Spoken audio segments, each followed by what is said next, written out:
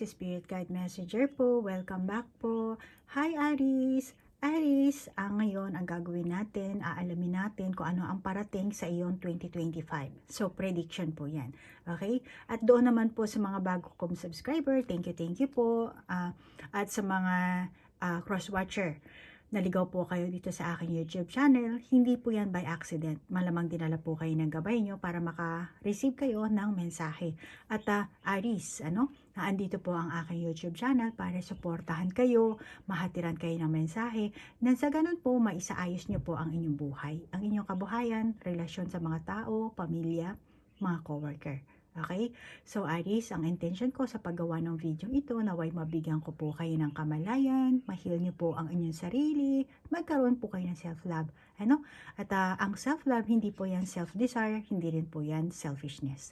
Okay? So, Aries, alamin natin ang love life mo and career, financial, yung money mo. And ano bang spread ang gagawin natin dito? Okay. Okay, alam ko na. Sorry ha, Aries, nag-iisip pa ako kung anong gagawin kong spread, ano susunod na baraha ang gagawin. Kasi love life, love life mo, sorry, Aries, dito tayo. Ito na lang gagamitin natin, love life kasi. Nalilito ako. Excited ako mag-predict sa'yo, Aries.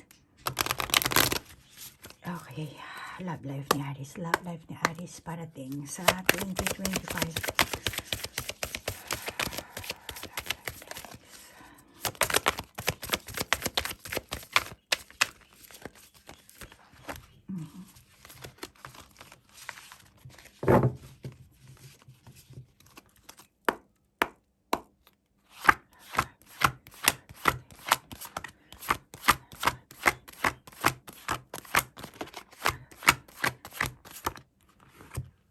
Kami natin dyan. And then,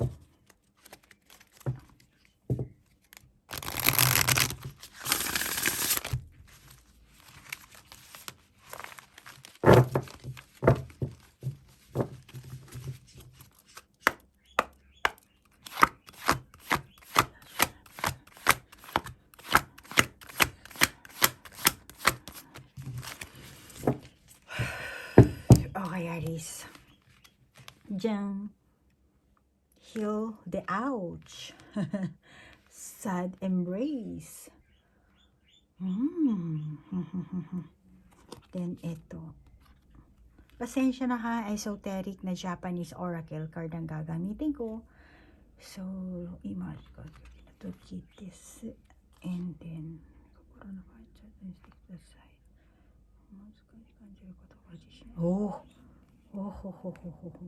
excuse lang. Okay, Aries. Ito ang iyong baraha. Aries, 2025. Okay? Masasabi ko, Aries, makakaranas ka ng breakup. Naman, sad embrace. Mukhang makakaranas ka ng difficult situation, betrayal, betrayal, kalungkutan, baka alisin ka sa isang lugar na kinalalagyan mo, isang lugar na kinalalagyan mo, for example lang, Aries, let's say, yung meron kang karelasyon, kasi love life ito, let's say, magka-live-in kayo, masasabi ko, paaalisin ka sa tinitirhan nyo. Sa kung anong kadahilanan, paalisin ka. Kaya dito, malungkot ka. Makakaramdam ka ng parang betrayal. Hihiwalayan ka nito. At kung umaasa ka na nasa tabi mo siya, malamang na palagi siyang wala. Kaya, ouch, aray ko. Aray ko, Aries. Malamang na gusto mo maglambing, wala siya. Kaya nakikita ko sa'yo ang kalungkutan, depression, stress. Magkakaroon kayo ng malubhang pagtatalo. Hindi pagkakaintindihan, magsisimula sa maliit, or sa simula pa lang malaki na or maliit, palaki ng palaki. At madali kayong mag-init, madaling mauwi sa pagtatalo, conflict ang nakakita ako dito. Hindi kayo magkakaunawaan. May kaguluhang magaganap sa inyong relasyon, at malamang na isa itong serious misunderstanding at mauuwi talaga sa aray ko sa hiwalayan. Nakikita ko na sad embrace talaga, sad ang luhaan ka. Nakikita ko this coming 2025. At Aries, ikaw ang Aries na sa taon ng 2025, masasabi ko na ito ang panahon ng kahirapan mo. Difficult stage ng iyong love life, difficulty or hardship, kadalasan sa iyong emotional na antas, na sa iyong enerhiya nagmumula ito. So, kung alam mo na ganito ka, magagawa mo pa yan ng paraan. Ikaw nang bahalang mag-adjust sa iyong enerhiya. Okay? And Aries, hindi ito nangangahulugan na pagtatapos ng iyong relasyon. Pero, ang pahiwatig ng mga baraha, may ilang mahihirap na issue na kailangan mo talagang tugunan. Bakit? Para makasurvive ka. Para makasurvive ka sa iyong buhay, pag-ibig, or sa iyong relasyon, or sa iyong romance. Aries? At isa pa, Aries, kung ikaw naman ang Aries na may karelasyon, need nyo talaga ang heart-to-heart talk dito. Pakinggan mo yung sinasabi ng person mo. Pakinggan mo yung nararamdaman ng person mo. Heart-to-heart talk ang dapat dito. Magkaroon kayo ng open and honest discussion kung ano ang nararamdaman nyo sa isa't isa. Okay, Aries? At galingan nyo. Galingan nyo yung pakikisama nyo sa isa't isa. Meaning, galangin nyo. Respect. Advice mo na yan, Aries. Yan ang sinasabi sa'yo ng baraha. Iwasan nyo ang pagtatalo, Aries. At yung maging mareklamo, alam mo ba yon? Bago lumaki yung argumento nyo, kasi malamang, kaya sabi ko kanina, maliit, malaki. Nagsisimula sa maliit na pagtatalo, mauwi sa malaki. So, siguro, noona, yung reklamo mo, maliit na reklamo lang. Hanggang sa lumaki, naipon na naipon. Kaya, argumento ang mauuwi. Okay? Maaring hindi ka rin masaya or hindi ka masisiyahan sa iyong buhay pag-ibig. Makakaranas ka ng pagkadismaya, makakaramdam ka ng kalungkutan talaga, which is eto talaga, ouch. Ouch. At malamang yung iba sa inyo talaga mauuwi kayo sa divorce, hiwalayan, dahil na malamang merong third party na papasok dito, makikisawsaw. Ang third party, maaaring trabaho, tao, pamilya.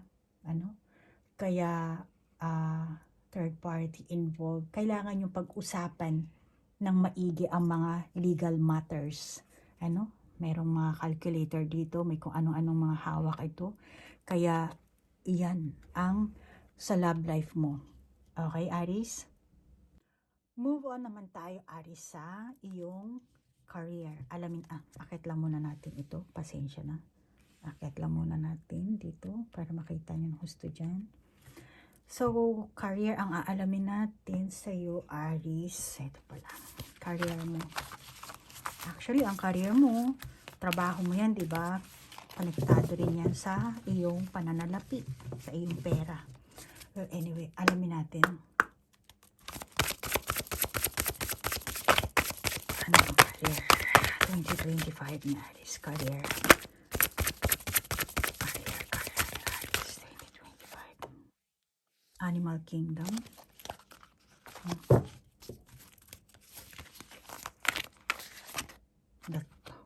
Flower power, ethical awareness. And hindi.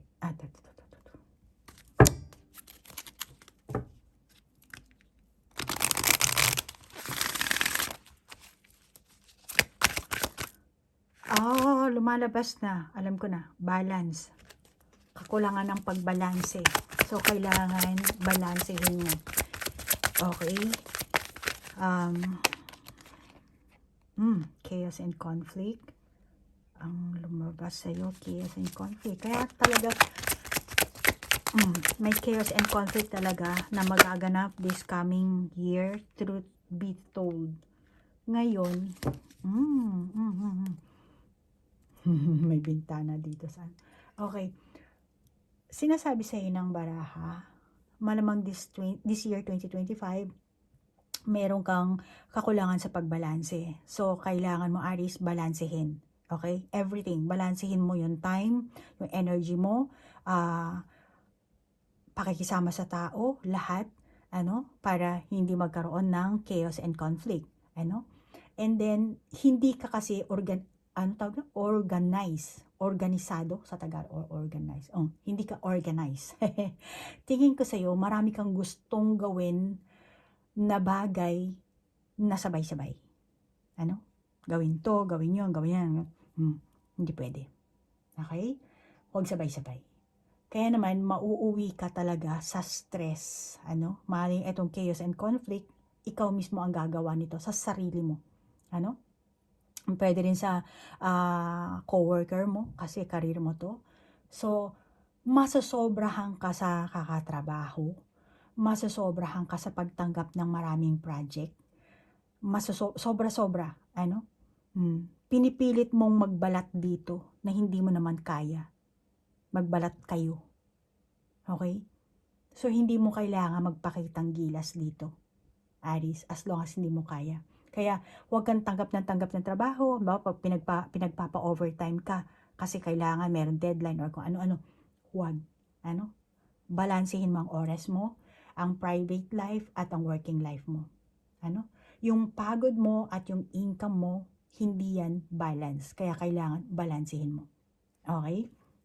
So, dito makakabuti sa'yo bago ka tumanggap ng project or sa trabaho mo or kung self-employed ka ba or basta kung ano man yan, isipin mo muna kung kaya ba ng schedule mo. Kung hindi ka ba, magagahol. Kasi kung hindi ka mag-iingat dito, ikaw lang ang mahihirapan dito. Iris, sasakalin mo ang sarili mong liig. Kaya makakabuti sa'yo na pamahalaan mo ng mabuti ang oras at katawan mo. Kasi hindi ka mag-grow kung sapilitan. Papalpak at papalpak yung mga trabahong gagawin mo. Hindi ka makakahabol sa deadline. Kaya kailangan talaga balance para maging maganda ang performance mo. Okay? So, yan ang nakikita ko sa iyong financial. And then, sa iyong career. And then, sa financial tayo, mag-move on. Ano ba ang financial money? Aries 2025. Financial Aries 2025.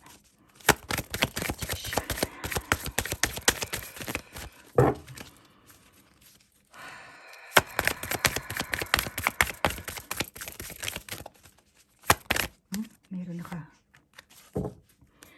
And then, dito tayo kuha ng isa. Time to go. Time to go. Ito na lang.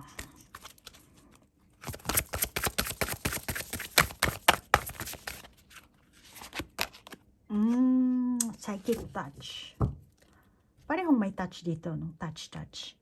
Time to go. And then, esoteric na baraha. あなたのキャラからこの大切にしてください。キャラ闇下げた道新しい世界開きました。Okay. Sorry ha, binulong ko na lang yung pagbabasa ko. Okay, so dito sa baraha mo, Aries, sa money, mukhang masyadong marami kang bayarin. Marami kang gustong bilhin. Marami kang, kung anong gusto mo na mapasa kamay. This year, masyado kang maraming bayarin, masyado kang hindi ka makakasabay sa mga pagbabayad mo. Okay? Hindi ka makakasabay. Yung, let's say, meron kang deadline na babayaran mo, nangako ka this katapusan or this first week, first month, hindi ka makakaabot sa sinet up mong dates, malamang na lumampas ka. Malamang na yung mapagkukunan mo or yung pitaka mo is sobrang, or yung pinaka pananalapi mo is talagang tight ka talaga dito. Sobrang tight. Kahit anong gawin mo, hindi mo maisip kung paano mo babayaran ang lahat ng mga bayarin. Ano? Aris, tingin ko sa'yo, Aris, sa sandaling pumasok ang pera, bumibili ka agad. Lumalabas ang pera sa'yo. Ginagamit mo lahat. Hindi mo nababudget. Ano? Malamang ang tanging paraan na magagawa mo dito, huwag kang bili ng bili. Huwag kang mangutang para lang bumili ng kung ano man yun. Lalo na yung luho mo dito. Huwag. Yan ang sinasabi sa'yo ng baraha. Or, let's say kung hindi ko alam kung ang trabaho mo, meron yung usually na nagka-cash advance, di ba? Bumabali. Huwag, iwasan mo yan. As much as possible, huwag kang babali dahil pag bumali ka, advance yan eh. So, pagdating ng swelduhan, wala na, kalahati na, or kulang na. So, budget ang advice sa'yo dito. Mag-budget ka, huwag kang bili ng bili, huwag kang labas na labas. Kaya bago pa mangyari yan, yung mahikahos ka, pag-isipan mo ng maigi. Talikuran mo yung dapat na talikuran. Okay? Hindi yung bili ka ng bili ng, ito, alahas, kwintas, or ano ba yan? Baka iba sa inyo hindi alahas, kung ano man yan. Kaya, or baka nakabili na kayo, last year, itong 2024, tapos 2025, oras na ng bayaran, nag-loan siguro kayo, motor, sasakyan, di ko alam kung anong iniloan nyo, at mukhang magagahol kayo, hindi kayo aabot sa deadline. Kaya, ang advice na rin sa inyo ng baraha, ingatan mo ang pera mo. Maging wise ka sa paglalabas. Mag-budget ka. Yun dapat na pigain. Yun dapat na maglabas. Okay? So, Aries, yan ang iyong prediction sa 2025. I hope you like it. And thank you sa like, share, comment. And namaste po. Bye-bye.